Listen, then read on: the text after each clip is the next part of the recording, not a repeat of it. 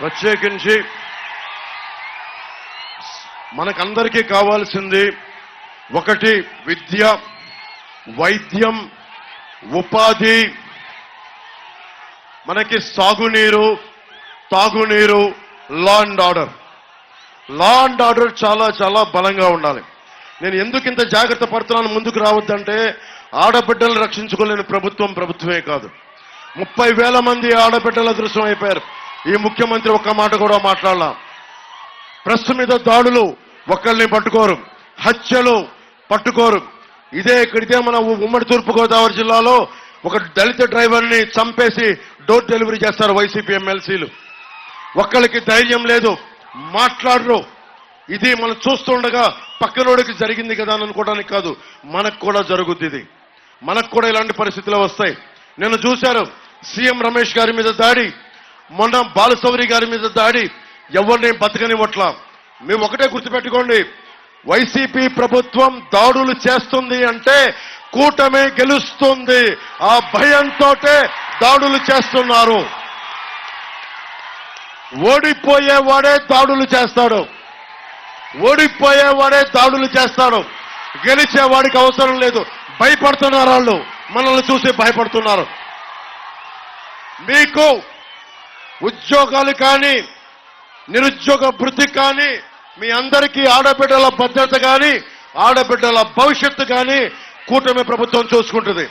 నేను వైసీపీ వ్యతిరేక ఓటు చీలనివ్వను అని చెప్పిన రోజునప్పటి నుంచి మనందరం కలిసి ఈ రోజున ఒకవైపు దివ్య గారు, గీత గారు, ఉదయ్ గారు, బీజేపీ నాయకులు, తెలుగుదేశం, జనసేన నాయకులందరం ఒక తాటిపైన వచ్చి 5 కోట్ల మంది ప్రజలను రక్షించడానికి ఈ రోజున నిలబడి ఉన్నాం. ఇక్కడ తిట్లు తింటా ఉన్నాం, దెబ్బలు తింటా ఉన్నాం, అన్ని రకాలుగా ఇంట్లో ఆడవారిని కూడా సైతం తిట్టే పరిస్థితి ఉంది.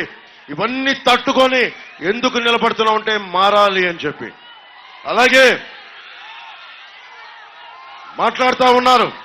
నేను మనుషుల్ని, కులాల ఐక్యత కోరుకునేవాడిని, సమాజం ఐక్యత కోరుకునేవాడిని. అలాంటిది నేను తండ్రి కొద్దు కూతురిని, తండ్రి బిడ్డల్ని వేరు చేస్తానా? మీరు చెప్పండి. పద్మనాభం గారి కుటుంబాలు నేను ఎందుకు మాట్లాడుతాను? అందరూ కలిసి ఉండాలని కోరుకుంటాను. నాకు ఎవరి మీద ద్వేషం ఉండదు. నన్ను తిట్టినా కానీ, నన్ను ఏమన్నా కానీ నేను భరిస్తాను తప్ప నేను ఎవరికి ఎదురెళ్ళను. నేను ఒకటే చెప్తా ఉన్నా, కులాలు ముఖ్యంగా ఇదే తుని ఇక్కడ ఇదే తునిలో రైల్వే స్టేషన్ ఘటన జరిగింది కాపు రిజర్వేషన్ కి సంబంధించి.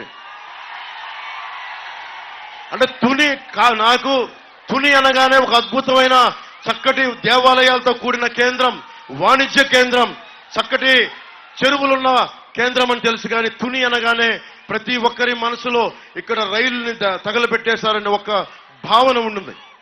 నేను దాన్ని చెరపడానికే 2018లో విజయవాడ నుంచి ఇక్కడికి నేను వచ్చి తుని అంటే రైలు దుర్ఘటన కాదు, రైలుతోటి సుఖశాంతులతో ఉండాలని ఒక సంకేతం పంపడానికి మొట్టమొదటిసారి పోరాట యాత్ర నుంచి నేను ఇక్కడ తుని రైల్వే స్టేషన్లోనే వచ్చాను. నేను ఇక్కడికి ఒక ఉద్యమం ప్రారంభిస్తే మనల్ని అల్లూరి సీతారామరాజుని మనం స్ఫూర్తిగా తీసుకోవాలి. ఎంఆర్పిఎస్ ఉద్యమం ఉంది, కాన్షీరామ్ గారు ఉద్యమాలు ఉన్నాయి, బహుజన ఉద్యమాలు.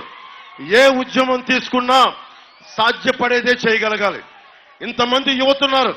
దశాబ్దం నుంచి నేను పార్టీ నడుపుతా ఉన్నా.